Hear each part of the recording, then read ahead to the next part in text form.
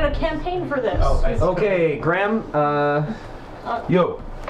All right. So, thank you, Mr. Horner, for that insightful report on Japanese culture and felines. Now we are going to go to Mr. Graham Stark, who is on the scene for something that looks a little bit obscure. Mr. Graham, let's cut to you and get you to tell us about it right now. Hi, Jeremy. I'm having some trouble hearing you. I can understand that being up so high. It's I'm not great with heights, as you know. All those years in the traffic chopper did nothing to help.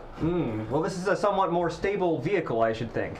Oh yeah, I mean yes, it's definitely much more stable than the traffic chopper, which is nice being this high up. It seems somewhat eviler than the traffic copter, though. It's I mean, you never rode in it, to be honest. The traffic chopper was. I mean, it had some pretty unfortunate tendencies, but yes, broadly, I'd say in the grand scheme, yes, this is more evil than the butt-vestigation traffic chopper. Yes. That makes me terrified to ever ride in the traffic chopper. It's no picnic. I see that this is not a smooth ride, is it? No. I'm thankfully in a very well shock-absorbed seat. That's why I'm not bouncing around too much. But you can see if I turn the shock absorbers off, it's quite bad. I don't think either of those things is actually supposed to be in this kind of aircraft. It doesn't. I mean that's why I'm here. It doesn't appear that you're keeping great company there, Graham. What can you say about that? Well, you know, sometimes a reporter has to be in situations that perhaps they're not 100% comfortable with, and I just have to soldier on. How does that creature's breath smell to you? It's not great. It's not great. It's not the worst. But again, many years in the Traffic 9 chopper. You remember Dave, of course, the pilot. Not the best, but is he the one that was with you right goodness, now? I hope you had a parachute because that looked disastrous. Oh, yes. Well, have we now had I'm afraid to turn around. Has there been a structural compromise? Somewhat catastrophic looking one, although the Pretty bad.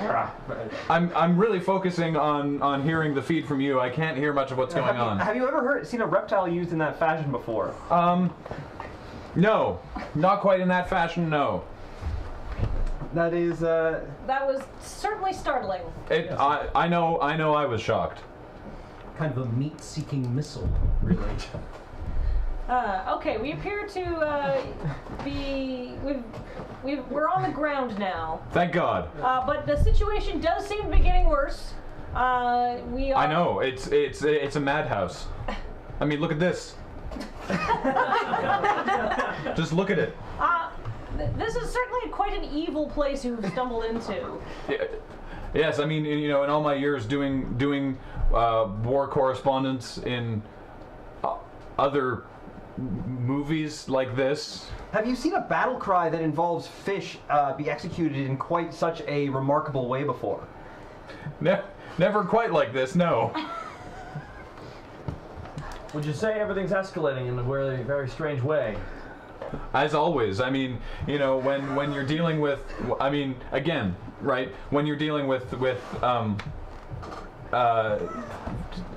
fish sacrifice before a battle. That was some fine sharpshooting there. I'm very glad you did not hurt her at all.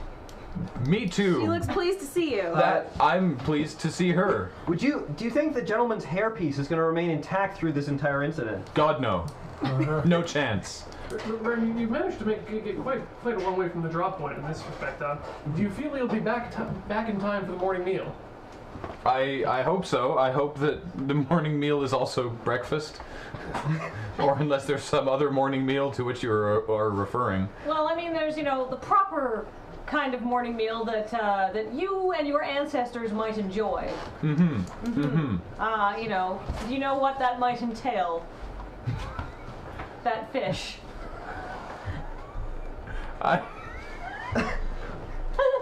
Oh!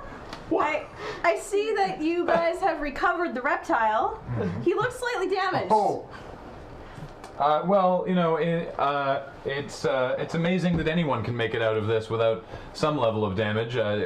It's you know, from the plane ship that we were in, to the falling out of the sky, to sacrificing a fish before a battle, and now rescuing this. Do you have any final words about that message that's been left in the sky there? That traditional battle cry of That your involves people fish. What might it say? and breakfast. Catchphrase. Oh, good lord.